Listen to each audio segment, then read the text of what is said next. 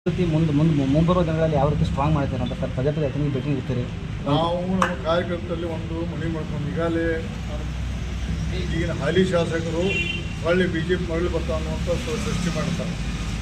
ಬರ್ತಾ ಬೇರೆ ವಿಷಯ, ನಾವು ಬರೋದಲ್ಲ ತಗೋದಿಲ್ಲ ಫಸ್ಟ್. ಯಾಕಂದ್ರೆ ಅವರು ಬಿಟ್ಟು ಹೋಗುವಾಗ ಯಾವ ಥರ ಮಾತಾಡಿದ್ರೆ ನಾಳೆ ಎಲೆಕ್ಷನಲ್ಲಿ ಎಲ್ಲಿರ್ತೀವಿ ಅಷ್ಟೇ ತೋರಿಸ್ತೀವಿ.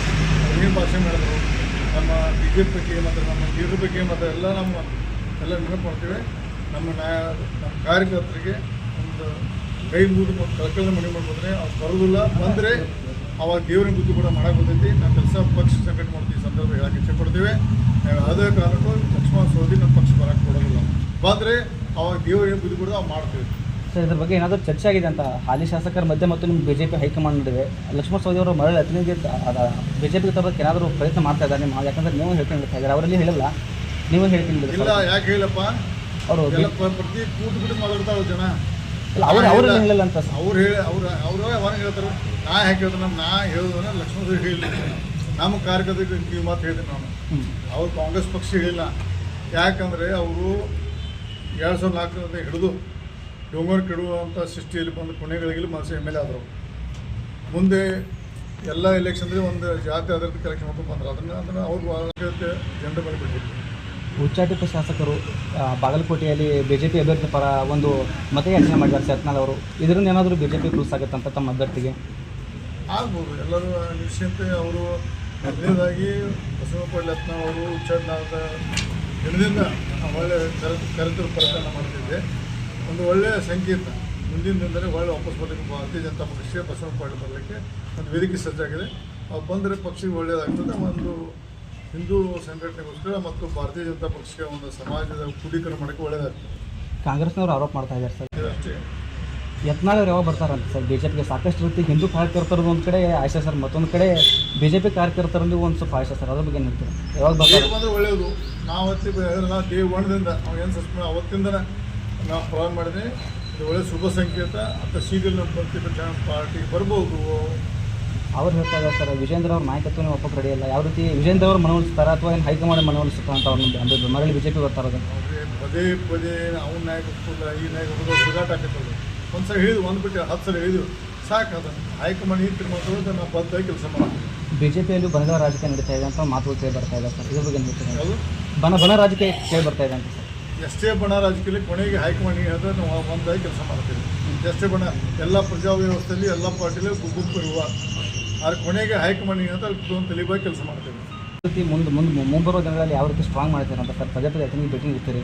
ನಾವು ನಮ್ಮ ಕಾರ್ಯಕರ್ತರಲ್ಲಿ ಒಂದು ಮನೆ ಮಾಡ್ಕೊಂಡು ಈಗಾಗಲೇ ಈಗಿನ ಹಾಲಿ ಶಾಸಕರು ಒಳ್ಳೆ BJP ಮರಳಿ ಬರ್ತಾ ಅನ್ನುವಂಥ ಸೃಷ್ಟಿ ಮಾಡ್ತಾರೆ. ಬರ್ತಾ ಬೇರೆ ವಿಷಯ, ನಾವು ಬರೋದಲ್ಲ ತಗೋದಿಲ್ಲ ಫಸ್ಟ್. ಯಾಕಂದ್ರೆ ಅವರು ಬಿಟ್ಟು ಹೋಗುವಾಗ ಯಾವ ಥರ ಮಾತಾಡಿದ್ರೆ ನಾಳೆ ಎಲೆಕ್ಷನಲ್ಲಿ ಎಲ್ಲಿರ್ತೀವಿ ಅಷ್ಟೇ ತೋರಿಸ್ತೀವಿ. ಅವ್ರು ಏನು ಭಾಷೆ ಮಾಡಿದ್ರು ನಮ್ಮ BJP ಬಗ್ಗೆ ಮತ್ತು ನಮ್ಮ ಲೀಡರ್ ಬಗ್ಗೆ ಮತ್ತು ಎಲ್ಲ ನೆನಪು ಮಾಡ್ತೀವಿ. ನಮ್ಮ ಕಾರ್ಯಕರ್ತರಿಗೆ ಒಂದು ಕೈ ಮುಗಿದು ಮತ್ತು ಕಳ್ಕಳ್ಳ ಮನೆ ಮಾಡ್ಬೋದ್ರೆ ಅವ್ರು ಬರೋದಿಲ್ಲ. ಬಂದರೆ ಅವಾಗ ದೇವರಿನ ಬುದ್ಧಿ ಕೂಡ ಮಾಡೋಕೆ ಬರ್ತೈತಿ. ನಾವು ಕೆಲಸ ಪಕ್ಷ ಸಂಘಟನೆ ಮಾಡ್ತೀವಿ ಸಂದರ್ಭ ಹೇಳಕ್ಕೆ ಇಚ್ಛೆ ಪಡ್ತೀವಿ. ಯಾವುದೇ ಕಾರಣಕ್ಕೂ ಲಕ್ಷ್ಮಣ ಸೋದಿ ನಮ್ಮ ಪಕ್ಷ ಬರೋಕ್ಕೆ ಕೊಡೋದಿಲ್ಲ. ಬಂದರೆ ಅವಾಗ ದೇವರಿನ ಬುದ್ಧಿ ಕೂಡ ನಾವು ಮಾಡ್ತೀವಿ. ಸರ್, ಇದ್ರ ಬಗ್ಗೆ ಏನಾದರೂ ಚರ್ಚೆ ಆಗಿದೆ ಅಂತ ಹಾಲಿ ಶಾಸಕರ ಮಧ್ಯೆ ಮತ್ತು ನಿಮ್ಮ BJP ಹೈಕಮಾಂಡ್ ನಡುವೆ?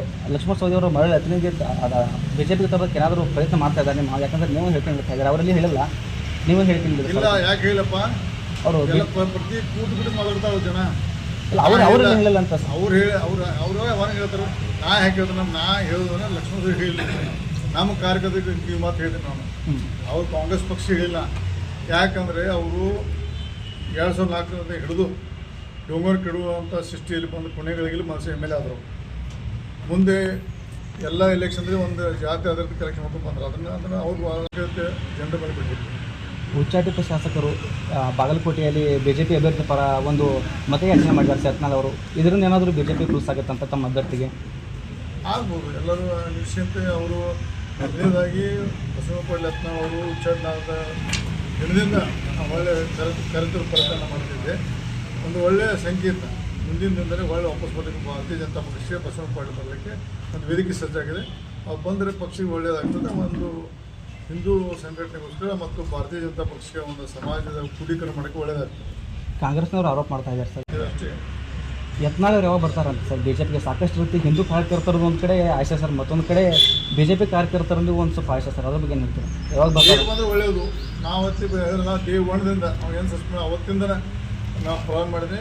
ಇದು ಒಳ್ಳೆಯ ಶುಭ ಸಂಕೇತ. ಅಂತ ಶೀಘ್ರ ನಮ್ಮ ಬರ್ತಿದ್ದ ಪಾರ್ಟಿ ಬರ್ಬೋದು. ಅವ್ರು ಹೇಳ್ತಾ ಇದ್ದಾರೆ ಸರ್, ವಿಜೇಂದ್ರ ಅವ್ರ ನಾಯಕತ್ವನೇ ಒಪ್ಪಕ್ಕೆ ರೆಡಿ ಇಲ್ಲ. ಯಾವ ರೀತಿ ವಿಜೇಂದ್ರ ಅವರು ಮನವೊಲಿಸ್ತಾರ ಅಥವಾ ಏನು ಹೈಕಮಾಂಡ್ ಮನವೊಲಿಸ್ತಾರ ಅಂತ ಅವ್ರನ್ನ ಮರಳಿ ಬಿಜೆಪಿ ಬರ್ತಾರೋದು? ಪದೇ ಪದೇ ಅವ್ನ ನಾಯಕತ್ವದ ಈ ನಾಯಕತ್ವದ ಸುಗಾಟ ಹಾಕತ್ತದ. ಒಂದು ಸಲ ಹೇಳಿದ್ವು, ಒಂದು ಬಿಟ್ಟು 10 ಸಲ ಹೇಳಿದ್ವು, ಸಾಕು. ಅದನ್ನು ಹೈಕಮಾಂಡ್ ಈ ತಿರುಮಂತ ನಾವು ಬದ್ಧವಾಗಿ ಕೆಲಸ ಮಾಡ್ತೀವಿ. ಬಿಜೆಪಿಯಲ್ಲಿ ಬಣಗಳ ರಾಜಕೀಯ ನಡೀತಾ ಇದೆ ಅಂತ ಮಾತುಗಳು ಕೇಳಿ ಬರ್ತಾ ಇದೆ ಸರ್. ಇದ್ರ ಬಗ್ಗೆ ಏನು ಹೇಳ್ತೀರಾ? ಅದು ಬಣ ರಾಜಕೀಯ ಕೇಳಿ ಬರ್ತಾ ಇದೆ ಅಂತ ಸರ್. ಎಷ್ಟೇ ಬಣ ರಾಜಕೀಯದಲ್ಲಿ ಕೊನೆಗೆ ಹೈಕಮಾಂಡ್ ಹೇಳಿದ್ರೆ ನಾವು ಒಂದಾಗಿ ಕೆಲಸ ಮಾಡ್ತೀವಿ. ಎಷ್ಟೇ ಬಣ ಎಲ್ಲ ಪ್ರಜಾವ್ಯವಸ್ಥೆಯಲ್ಲಿ ಎಲ್ಲ ಪಾರ್ಟಿಲಿ ಗುಂಪು ಇರುವ ಆದ್ರೆ ಕೊನೆಗೆ ಹೈಕಮಾಂಡ್ ಹೇಳಿದ್ರೆ ಅದಕ್ಕೆ ತಲೆಬಾಗಿ ಕೆಲಸ ಮಾಡ್ತೀವಿ. ಹೆಚ್ಚಿನ ವಿಡಿಯೋಗಳಿಗೆ ಪ್ರತಿಧ್ವನಿ ಯೂಟ್ಯೂಬ್ ಚಾನೆಲ್ ಸಬ್ಸ್ಕ್ರೈಬ್ ಮಾಡಿ, ಬೆಲ್ ಐಕಾನ್ ಕ್ಲಿಕ್ ಮಾಡಿ.